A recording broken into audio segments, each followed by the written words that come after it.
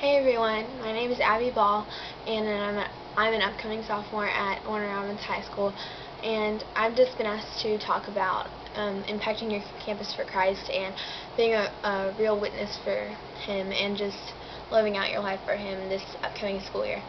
So, first of all, something you should know about me, that I just got recently saved in January, and the Lord's just been working in my life and growing me in so many ways, and He's really shown me that an ordinary person can have extraordinary things done in their life through Christ. And so I was blessed with the opportunity to go to an FCA camp, and for those of you who don't know, it's Fellowship of Christian Athletes, and to go to Beach Retreat with the church this year, so that also helped me learn a lot. And so we talked about 3 words at FCA camp, and the first word was integrity. And integrity is being the same person all the time, meaning you need to just, you shouldn't be a different person or respond in a different way or talk a different way when you're around certain people.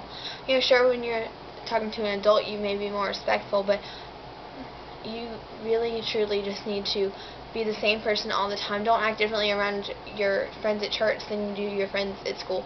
You need to have the same personality, being the same Christ-like person all the time, and continually doing His will. And the second word we talked about was serving, and they were saying we need to serve others as if they're Christ. And you don't need to judge others. Just see, when you look at a person, you should just see that Jesus Christ died for them. Realize that they deserve salvation just as much as we do. And we never even deserve salvation. It was a free gift that was given to us, but they deserve the right to know. And the verse that goes along with that is Colossians 3:23, about serving others as if we're serving Christ. It says, whatever you do, work at it with all your heart, as if working for the Lord, not for men, since you know that you will receive an inheritance from the Lord as a reward. It is the Lord Christ you are serving. Anyone who does wrong will be repaid for his wrong, and there's no favoritism. So, that's just saying, I don't like to do the dishes, but I like to help my parents around the house, because even though I may not like doing chores, I don't want my parents to have to come home and do the dishes and do laundry when I'm at home doing nothing, when I have plenty of opportunities to do that. Just like Christ, He's given us plenty of opportunities to be the Christ-like person that we need to be, and He has instilled a power within us that can never be taken from us. And so we just need to use that in the most real ways that we can. And you also need to treat others as better than yourselves.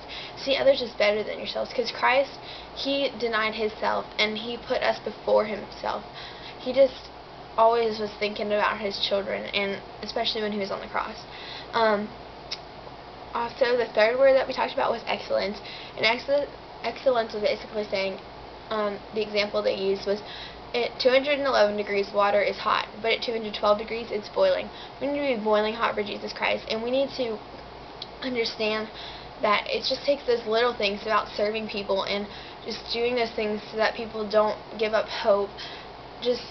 I know this one story about this kid who, he was really nerdy and geeky, and the one that nobody talked to, but one day this kid just came up to him and just looked at him straight in the face and just hey, how are you? Just said a few words to him, and turns out that kid was going to go home and commit suicide that day. So really just taking the time to just do those little things makes a bigger impact than you will ever know. And so, yeah.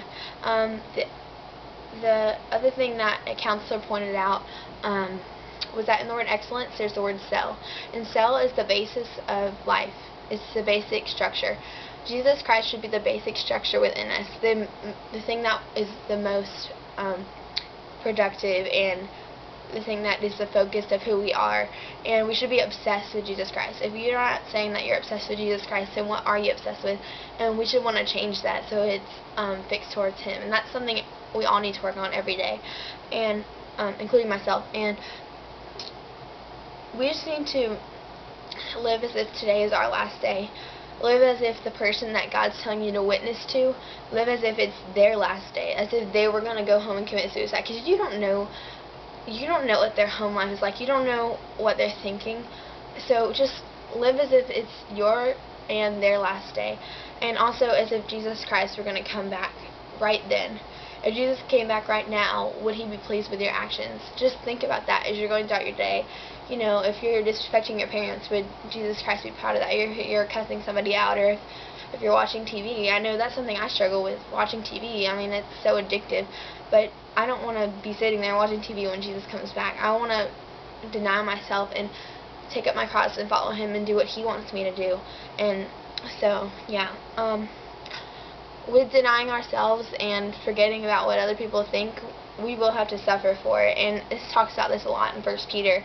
And, you know, we are to live for Jesus Christ. And it says in 2 Corinthians 5, verses 14 through 15, "For Christ's love compels us, because we are convinced that one died for all, and therefore all died. And he died for all, that those who live should no longer live for themselves, but for him who died for them and was raised again."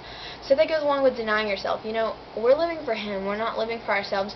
So if what you're doing isn't glorifying him, is it glorifying you? Is it glorifying the sins of the world? I mean, just really think about that. And then also, if we're living in these righteous ways and really trying to be a witness for Christ, people are going to see that in our lives. And the little things you do will come into so many, like, they will play out into your life and just really bring you joy. And if you live in that righteous way, you're going to find joy, and you'll want to share it with others. And if you're not wanting to share it with others, ask God to give you a burden for your school and for being a witness for him. So just stay in his word, and as it says in James 1:22, if you really do what the word says, don't just read it and go to church and, you know, be this Christian person and have a relationship with Jesus Christ, but really live it out and do what it says. Follow through in what the Bible says. And also, having an accountability partner is a good thing to do, because it'll keep you accountable, obviously, and it'll help you to be the Christian and the person you need to be for Christ. And the last thing I want to leave you with is to be the Christian and the person for Christ that you've never been, to reach that next level, to go where you've never gone. You have to do what you've never done. So I challenge you to do that this year. Thanks.